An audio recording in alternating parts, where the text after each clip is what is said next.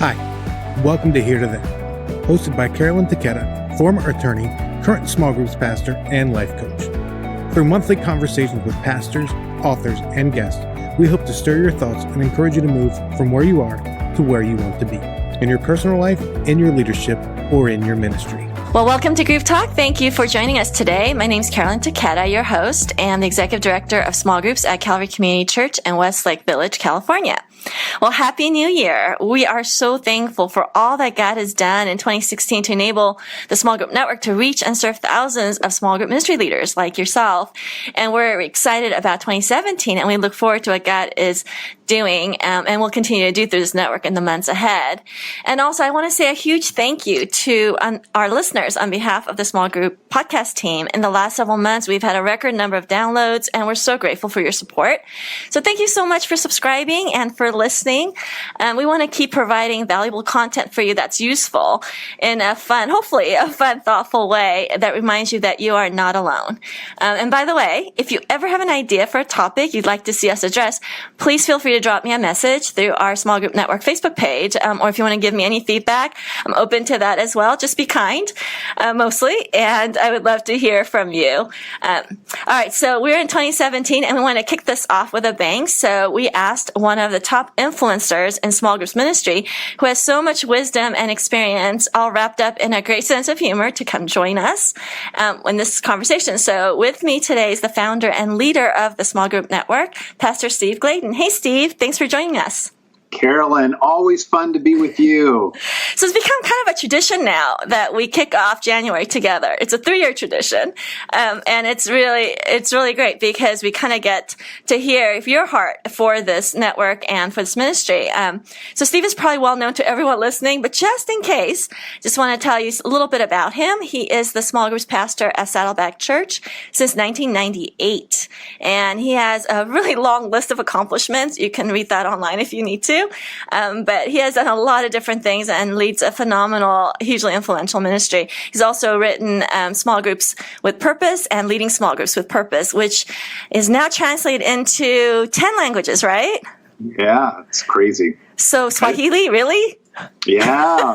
Yeah, it was weird when I got the latest one in Polish. So it was just like, it's unreal. But hopefully, I have no idea what they translated it into, though. So, it could be gibberish.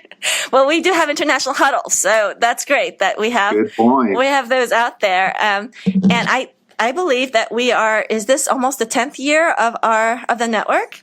Yeah, it really is. We're getting into a monumental birthday for the network very soon, and so it's been exciting to watch it just go from an idea to thousands of people that are just jumping in and making sure we're giving back to other people. Which is great. And I remember when you first pitched the idea, because I've known you now for, like 20 years, right? Too long. Pitched the idea, and there was like a handful of us in the room, and I'm like, and you had this vision for this global network, and I was like, yeah, okay, I'm in. Not really quite sure. And it's been an amazing ride and such a joy and such an honor. So, Steve, you've been in ministry now. I think it's safe to say that for over 30 years. I know, it's a painful number since 1982. It's like, hey, wear it proudly. I do. I started when I was 8 years old, and well, given how long you've been in ministry, one of the things that we've talked about is I've asked Steve, what do you wish you had known in year 1, year 5, and year 10 of your ministry, particularly in the small groups world? And as we were talking, it was just so interesting. There was so much good stuff for us to discuss. And we agreed that though our job title and our ministry role may remain the same, but our focus and our attention needs to change over the years. And so Steve's going to share with us 5 things that we need to pay attention to and work on in each of these 3 seasons of ministry. And so since it is January and this is Steve and we get to kind of mix it up, we're going to do something kind of different and do this in a set of 3 20-minute segments on what you need to know, depending on whether you are starting, stabilizing, or sustaining your ministry. So depending on where you are, in that spectrum, and you're welcome, of course, to listen to all 3 of them, or you could focus on the one that most hits where you are. But so that's kind of the format. So now we've eaten up a few minutes already for year 1, so we got to get going. So year 1, Steve. Okay, so you've just been hired, you're brand new, and you're probably part-time, probably not being paid a whole lot, or maybe your small groups ministry role got added on to some other stuff you were already doing in the church. That seems typical. So in year one, as you're starting out, what are a few things that you really need to get going on? Well, and just for clarification, you may not even be on staff at the church. True. You may be a volunteer that's going with that. And as we frame this up, I love, Carolyn, how you're talking about starting, stabilizing, and sustaining, because the as we look through all of these points that we have, they ebb and flow. And as I was going back through each one of these, it was very clear that every one of them are great reminders, even for me as I'm, finishing up my 19th year here at Saddleback. So it's good reminders. But so starting out, I would say one of the first things that I wish I would have paid more attention to was just building that trust with the senior leadership. I always joke around, but when I meet somebody that I got to really invest into and learn from, I always go, "Hey, you're my new best friend." And you have a lot of new best friends. I know, and but this is the thing I wish I understood, is that person who's hiring you, whether they're your senior leadership, whether they are your senior pastor or your lead pastor, they are your new best friend. They hired you for a reason. They saw something in you, and you need to let them know that you are their best advocate and that you're willing to pour into them. So it's one of those things where I think when I look back, that I would see that I was probably a little bit too rogue, to be honest with you. I was kind of doing my own little thing, and I wish I would have partnered better with my senior leadership.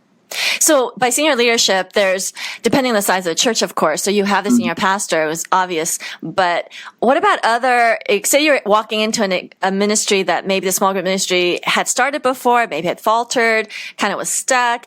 There's other leaders and stakeholders in the mix, right? What about with them?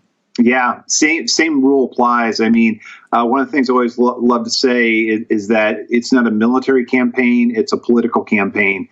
And basically, if you're set up, however your church polity is, if you have deacons, if you have elders, if you have a serving body, if you have a committee, they are your new best friend, and you want to get together with them. And one of the best things you can do is you can just ask questions. You can just be able to lean in and just, you're not the know-it-all. Even if you think you are, you're not. And I could have saved myself a lot of pain if I asked a lot more questions and listened a lot more. That's a great point. I think the temptation is if you get hired as someone to come in and change and fix things, the temptation is to just dive in. And I love your caution to sit back and ask questions and build those relationships. Okay, what about the second one?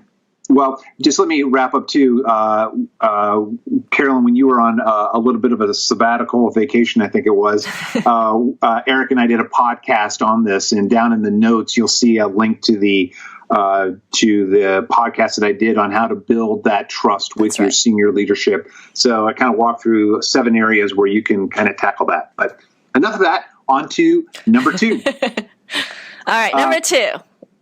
Take time to develop a blueprint for your ministry.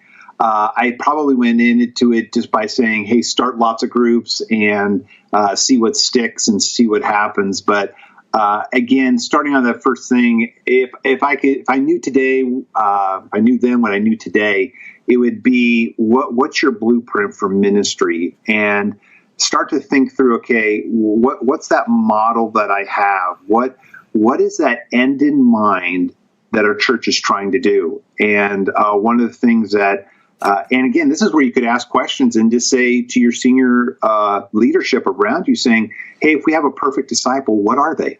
What do they do? What do they exude? And how can this ministry, the other half of Temple Courts, Temple Courts and House to House, how can I help come alongside you and develop all the tools and the training and the people and the infrastructure to make sure that we achieve the model that you want, that, our church does? And I think it's one of the best things when I came to Saddleback is that was evidently clear of what we were trying to produce. And so helped out too when Rick wrote a book on it. And, And gave you the blueprint. Yes.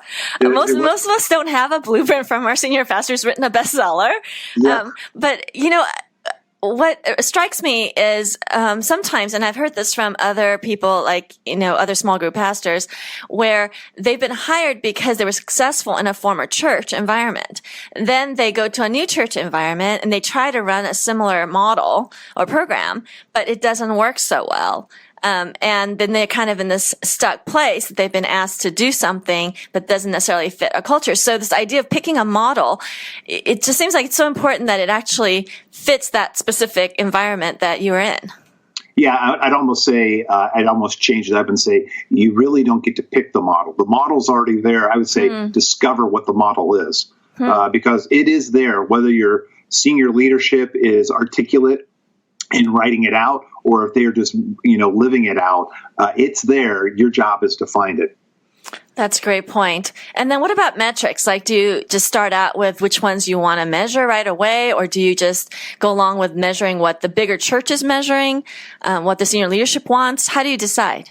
Well, I think it's both sides of the coin. There's one where there are expectations. They hired you for a reason, so they've got something they're thinking.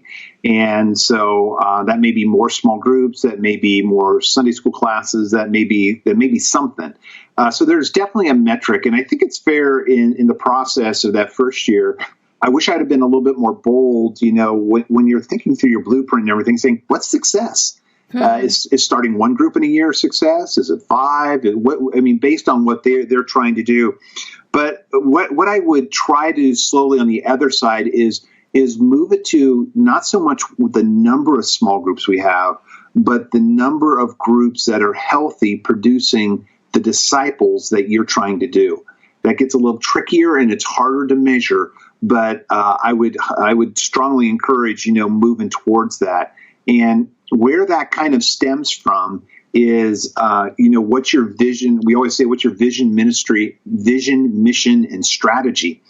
And part of that is, the vision is your dream. What are you dreaming about? And hopefully that's with your senior leadership. When you're developing this blueprint, what are you dreaming about? And so hopefully that would be your vision statement. But then you've got to have that mission statement, which is really your purpose statement of being able to say, okay, what is our purpose for being at this church? What is the purpose of every small group that we need to have with that? And then the strategy is how you're going to get there.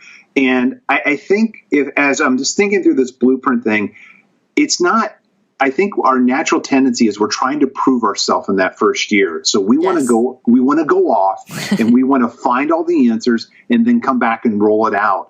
And in actuality, what I have found that works, and I tell this to new staff all the time, is doing stuff in collaboration. We have our tagline, we're better together. And that whole point of being able to say, get people around you, do it collaboratively, because there's things you just don't know in that first year that other people are going to know, and they're going to love you as you build that blueprint even better. Right. And I think we kind of slid into your third point, the idea that you did get hired for a reason, and using that as a starting place. Right. And you have an expression about painting a wall. You want to explain?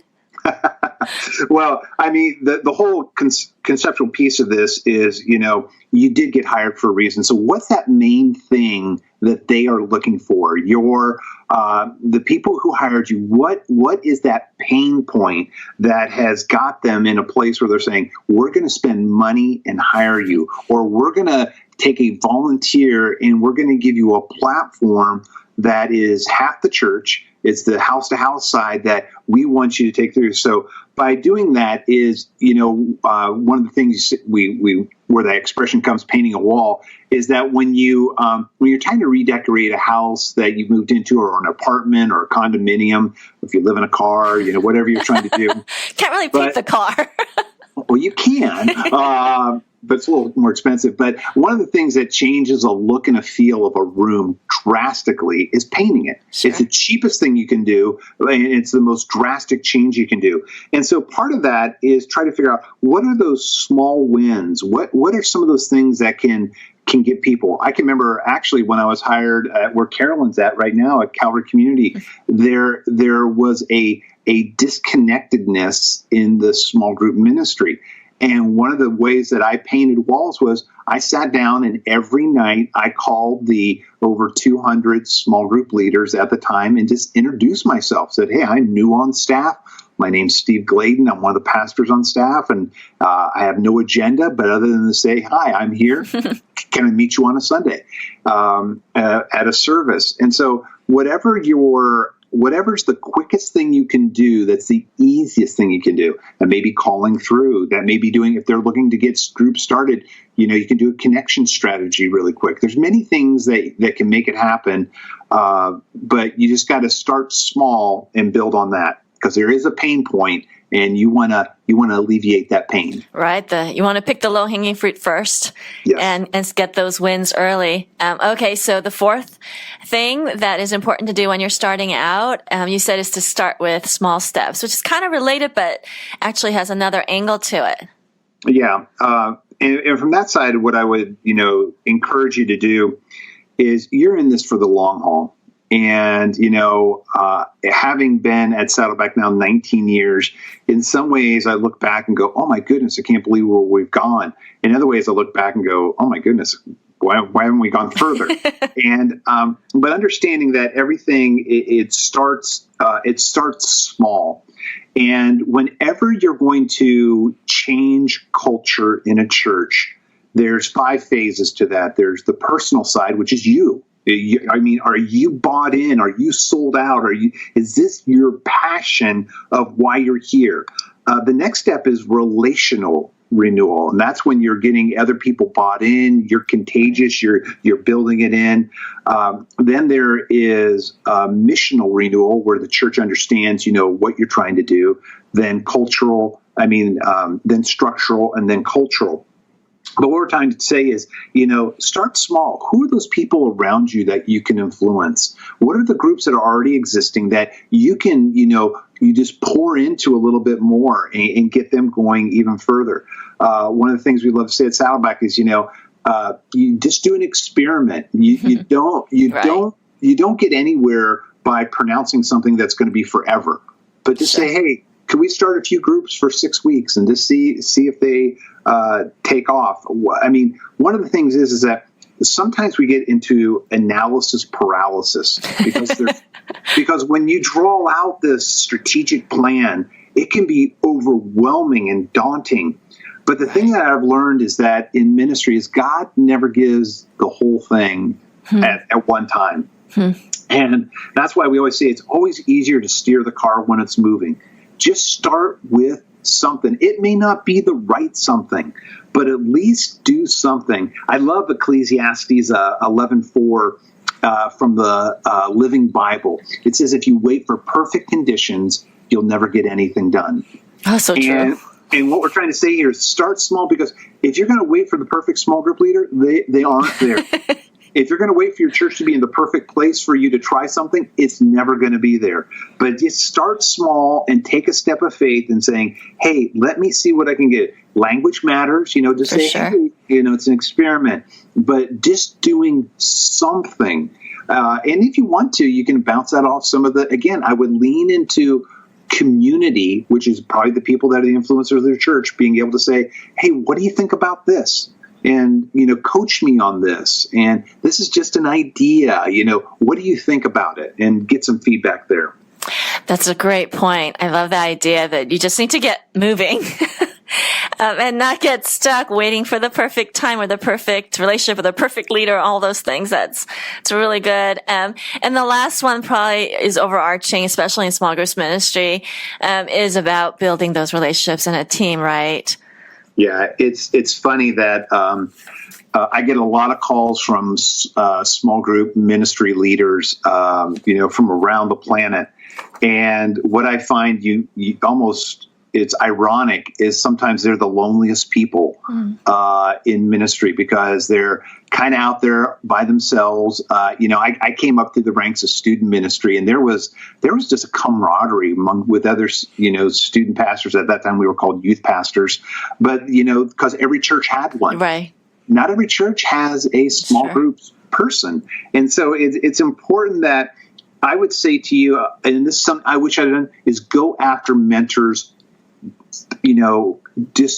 When you go after people, you want to find mentors for you. Now, one of the things I did is I did call some people that were in large churches, and I get they're busy. I'm in that same zone, and I didn't get any callbacks. So I just shut down, which was the wrong thing to do. But you want to go after people, and I wouldn't even go, hey, would you be my mentor? Because they're busy too. That's intimidating. They're like, well, I don't have time, but just say, can I have a cup of coffee with you? Can I have a telephone call with you? Can we exchange emails or things? But go after some mentors that are there outside your church, but also inside your church. Find the people that are your biggest fans. I can guarantee you, if you got hired, even if you're a volunteer and you got put into this position, there are people that are in the grassroots that are your biggest fans, and make sure you go after them and say, okay, how do I, land with that? And, get them to be my biggest supporters. Something that goes with that, though, is also when people come to a church, they have three felt needs. They need relevant teaching and worship. That's the temple courts. They need a relationship with small groups, but they also need a responsibility. And I think one of the things that in this last little segment that we're talking about build relationships and team is I didn't give them enough to do because I didn't want to overwhelm them. So you did more for them. Yes. And what happens is that when they're passionate and they're volunteers, they want a big stake in the game. And I always tell my staff now, I go, if they're not wincing, then you're not pushing them far enough. Well, thanks, Coach. But let them tell you when it's too much. Don't you say the no for them. Let them say the no is what we're trying to get through on that principle. So, you want to go back there. When I was in student ministries, I would find all kinds of parents and give them all kinds of roles because I knew if I kept them busy, they were on my team. And in the same way, I would develop a volunteer team. I always, I tell my staff, if you find somebody that likes small groups, find out what they like and create a job around it. There are strategic things that you've got to have. But, I would make sure everyone is dialed in. And then, go ahead. I wanted to just touch on really briefly and do a shameless plug for the Small Group Network because in my year one, when I stepped into a part-time small group role, one of the first things I did was to call you, Steve, because I recognized that I didn't really know how to do this. I was a lawyer. I was not in seminary or a pastor yet. And I recognized that I needed resources. And so I called you and said, I need help. And you graciously offered your time, and you do this over and over, and you've done it for hundreds of small group people over the years. And I think the huddles are just such a great way. I was recently at our huddle in Ventura County, and it was wonderful to have just people who are brand new in the ministry, people who've been there for a long time. Now I'm getting up there in years, and this is my 11th year. So I'm like one of the veterans now, which is kind of strange, but fun too. And I was getting questions of what should I do? I'm in year one, year two, and to look back and just give information, not that everything's going to be the same, obviously different church, different environment and all that, but just the basic pieces. And they're like, okay, that's what I thought. And they're just sense of, okay, we're in this together. We're kind of on track. And there's certain things that are transferable. These principles you're sharing, this is transferable regardless of your church, background, size, denomination, etc. We're going to have to do these 5 things: build trust with senior leadership, develop a blueprint for the ministry, address the pain point, the low-hanging fruit, starting with steps and just moving. And then, of course, building relationships, which kind of overarches the whole deal. So I'm so thankful for you because you got me going when I was like, I need to pick the perfect plan. You're like, just get started. Just do something. Well, it's one of those things, it was one of the reasons why we started the small group network was because it's clearly that Saddleback couldn't be the answer, all end answer, because so many things are, just transferable. And there's a lot of people out there, and you can see it all through our leadership team, they can answer the questions better than I. I don't even lead our own huddle. Ben and Laura on our team. They do a better job than me of leading our huddle. It's depressing, but it's one of those things where we'll just have to, keep understanding that we're always better together, and hope these 5 things can help you if you're starting in ministry. And obviously, we're willing to go further and talk more about it if we can help you out. Sure. So we're going to wrap up part 1. So this concludes the part 1 of year 1 of the ministry. If you want to talk further with Steve, you can connect with him on our Facebook small group network page, which is awesome for interactions. And you talk about getting a resource from all different backgrounds and just like-minded people. It's just sometimes when I need encouragement, I just hang out there and I go, "Oh, I'm not alone. Everybody else has these issues too." And it's just such a great way to engage. And then also you can follow Steve on Twitter at Steve Gladen, or on his website, smallgroups.net. Is there an S in that, Steve? Is it small? Yes, because I want to get my first initial in there. So yes, so small groups. Smallgroups.net. And he's got on that page 300 downloads that are free. So go to it and enjoy that as well. So thank you, Steve, for joining us. And we'll continue with part 2. All right. See you later, guys. Thank you for listening to Here to There, part of the Group Talk Network of podcasts. If you like what you've heard, make sure you subscribe on Apple Podcasts, Spotify, or wherever you get your favorite podcasts. If you want to learn more, make sure you check out smallgroupnetwork.com for more resources.